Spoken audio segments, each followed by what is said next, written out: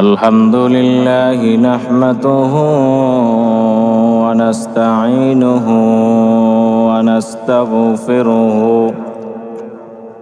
ونعوذ بالله من شرور أنفسنا ومن سيئات أعمالنا من يهده الله فلا مضل له ومن يضلله فلا هادي له ونشهد أن لا إله إلا الله وحده لا شريك له الذي لا ضد له ولا ند له ولا مثيل له اللهم صل على محمد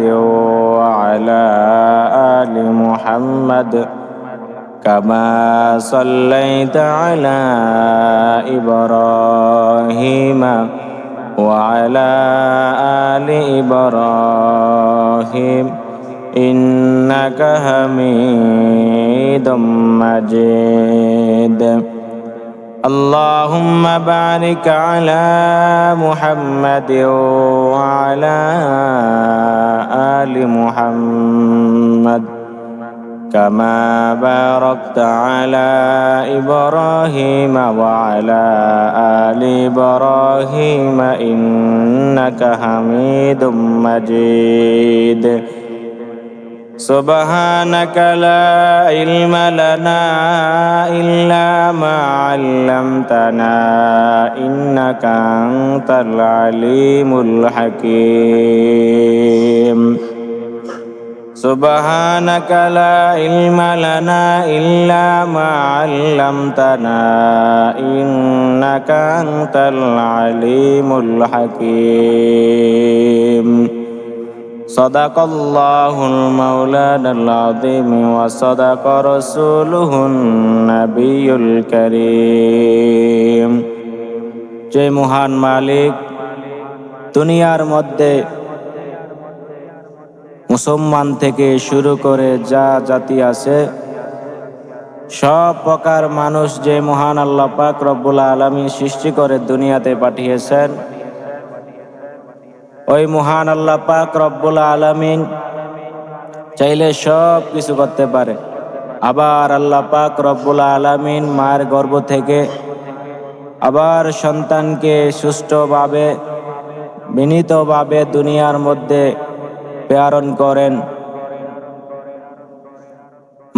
মানুষের মাধ্যমে আল্লাহ লালন পালন করিয়ে ছোট থেকে বড় করে কারো সন্তান, কারো ছেলে মেয়ে, কারো ভাই বন্ধু বান্ধব সব কিছু থেকে আল্লাহ কারো না কারো মাধ্যমে, যার বাবা নাই, যার মা নাই, যার পরিবার আত্মীয় স্বজন সব থেকে বঞ্চিত এতিম হয়ে যায়, সব কিছু থেকে আল্লাহ একজনের মাধ্যমে না একজনের মাধ্যমে আল্লাহ তাকে দিনের মধ্যে লালিত পালিত করেন। যিনি কে?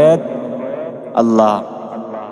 ছিলাম ওই আল্লাহর কাছে, আবার পাঠিয়েছেন ওই আল্লাহ দুনিয়াতে, আবার চলে যাব ওই আল্লাহর কাছে যিনি আগেও ছিলেন এখনো আছে, পরকালও থাকবেন। আল্লাহ দুনিয়াতে পাঠিয়েছেন শুধু তার গোলামি করার জন্য, তার ইবাদত করার জন্য। ও দুনিয়ার মানুষ, দুনিয়াতে থেকে কার গোলামি করতেছো, কার ইবাদত করতেছো? আজকে তুমি রাজপ্রাসাদ পাইয়া ওই মালিকের তুমি বলিয়া গেছো। যেদিন যেই মুহূর্তে মালাকুল মউত আজরাইলের হাতে ধরা পড়ে যাবে, ওই দিন কেউ ঠেকাইতে পারবে না।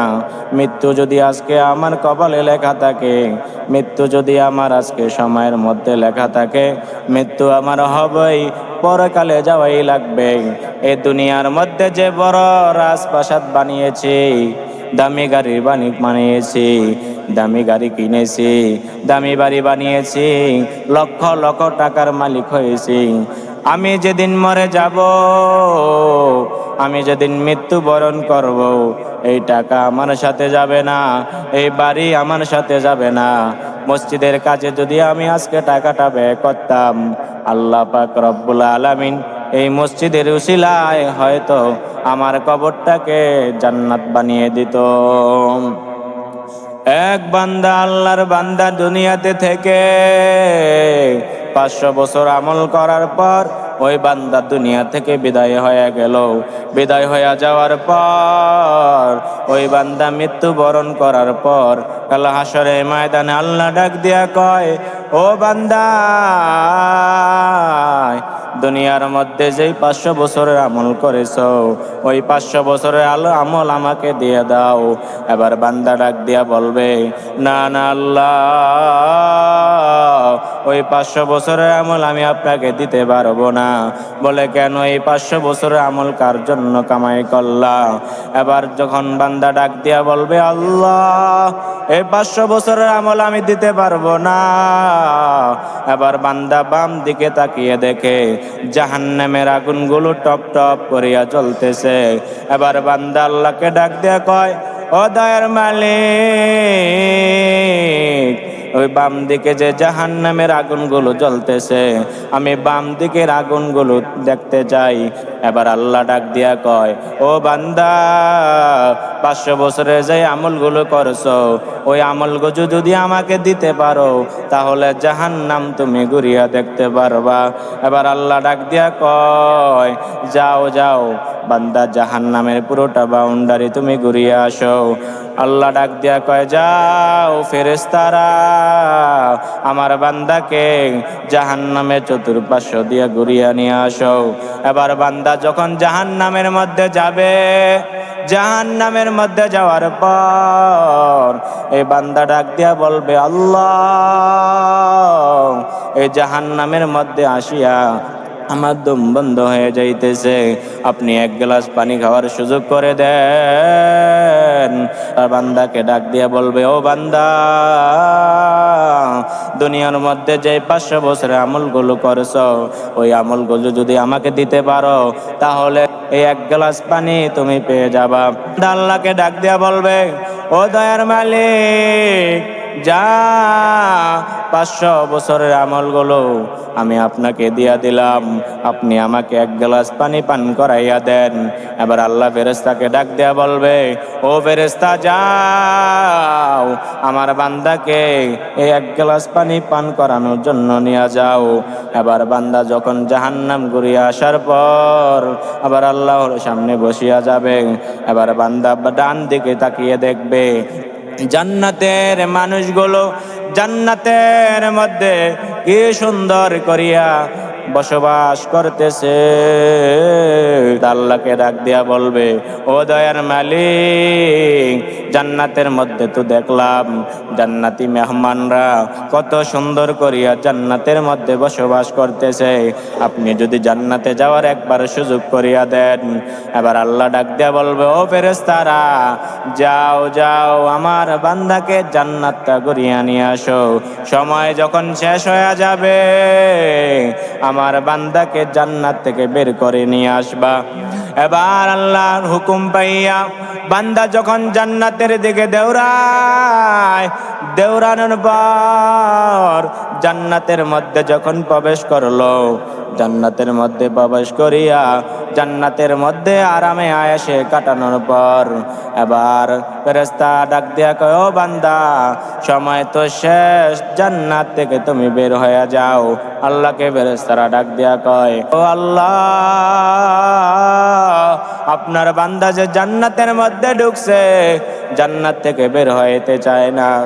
এবার আল্লাহ ডাক দিয়া কয়, ও ফেরেশতারা, আমার এই বান্দা জান্নাতি, তাকে জান্নাতের মধ্যে সুযোগ করিয়া দাও। জান্নাতের মধ্যে যখন বান্দা ঢুকানোর পর জান্নাতের মধ্যে আরাম আয়েশে থাকতে লাগলো, জান্নাতের মধ্যে কি সুন্দর বসবাস করতে লাগলো। এই বান্দারা কি বুঝলেন? কি বুঝলেন? দুনিয়া তো কিছুই না। এই দুনিয়া কার জন্য? দুনিয়াতে থাকিয়া ওই আল্লাহকে বলিয়া তিন বেলা খাবার খাইয়াও এক বেলার নামাজ আদায় করলা না। মসজিদের মধ্যে নামাজ হইয়া যায়, তুমি হারাম কাজের মধ্যে লিপ্ত থাকো, হারাম কাজের মধ্যে সময়কে ব্যয় করো। হারাম কাজ তোমার এতই ভালো লাগে, হারাম কাজের মধ্যে তুমি সময় দিতে পারো, ভালো কাজের মধ্যে তুমি সময় দিতে পারো না। এই বেঈমান নাফরমান, ভালো করে বুঝিয়া নাও, জাহান্নাম তোমাকে দেওয়া লাগবে না, এমনি তো তুমি জাহান্নামী হয়ে গেছো। ও আল্লাহর বান্দারা, দুনিয়ার মধ্যে এখনো সুযোগ আছে, সুযোগ থাকতে সময়কে কাজে লাগাও, সুযোগ থাকতে ঈমানকে মজবুত করো, ঈমানের পথে চলো।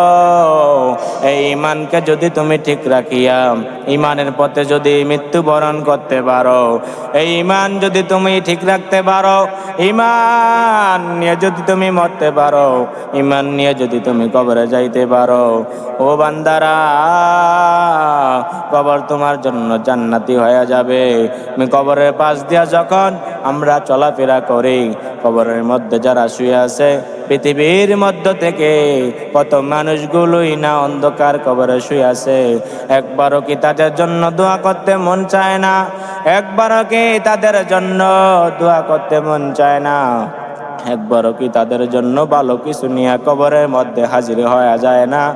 ও বান্দা, ভালো করে শুনিয়া নাও, কবর যে তোমার জন্য, এই কবর যে তোমার ঘর, এই কবর যে তোমার বাড়ি। দুনিয়ার মধ্যে যেই প্রাসাদ বানিয়েছো, যেই বাড়ি বানিয়েছো, এই বাড়ি তো তোমার না, এই প্রাসাদ তো তোমার না। টাকার অহংকারের মধ্যে পড়িয়া, দুনিয়ার মায়ার মধ্যে পড়িয়া তুমি আপন মানুষগুলোকে চিনো না। তুমি বড় দামি মানুষ হয়ে গেলা, দামি মানুষ হয়ে গেছো, উপরের লেভেলের হয়ে গেছো। ভালো তোমার সময় কাটতেছে, ভালো দিন কাটতেছে, ভালো চলাফেরা করতেছো, হারাম কাজেরে হালাল কাজ বানিয়া চলতেছো, হারাম টাকা পয়সারে হালাল টাকা পয়সা বানাইয়া, হালাল কিছু বানাইয়া তুমি দুনিয়ার মধ্যে রং তামাশার মধ্যে পড়িয়া সব ভুলিয়া গেছো। এই দুনিয়া তোমার জন্য না, এই আখেরাত তোমার না। যে দুনিয়া গুনাহ দিয়া অন্ধকার বানাইয়া, যে দুনিয়া তুমি আলো থেকে অন্ধকার বানাইছো,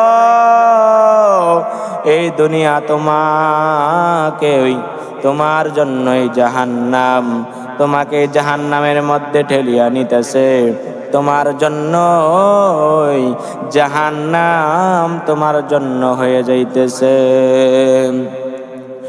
আল্লাহ পাক রব্বুল আলামিন আমাদেরকে দুনিয়ার মধ্যে পাঠিয়েছেন। দুনিয়ার মধ্যে কেন পাঠিয়েছেন?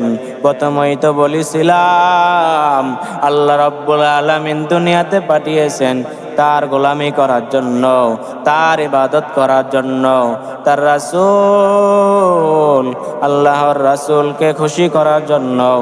এ দুনিয়ার মানুষ, সময়কে মূল্যায়ন করো, এই সময় তোমার একদিন না একদিন কাজে লাগবে। সকাল থেকে নিয়ে আবার সারাদিন পর্যন্ত, সকাল থেকে নিয়ে আবার রাত্র যখন নিদ্রায় চলে যাইবা, কিন্তু আজকে সারাদিন কি করেছো? সময় কি কাজে লাগাইছো? এই সময় যেই দিনটা, আজকে যেই দিনটা চইলা গেল, আজকে যেই শনিবারটা চইলা গেল, কিন্তু এই শনিবারটা আর কোনোদিন ফিরে আসবে না। যে দিনটা তোমার জন্য প্রথম নতুন করে কইরা কইরা, এই নতুন কইরা কইরা তোমার সামনে দিন আসবে, কিন্তু এই দিনের মতো আর দিন কোনোদিন পাইবা না। এই জন্য বলি রে যুবক ভাইরা আমার, এই সময়কে অবলম্বন না করিয়া, সময়কে নষ্ট না করিয়া, সময়কে যদি ভালো কাজে লাগাইতে পারো, ভালো যদি দিনই কাজে তুমি লাগাইতে পারো, আজকে আমি যদি ভালো কাজ করলাম, আজকে আমি সারাদিনে ভালো কাজে ব্যয় করলাম, এই ভালো কাজ পরকালে হয়তো পারে এই ভালো কাজের জন্য জান্নাত আল্লাহ আমাকে দিয়ে দেবে।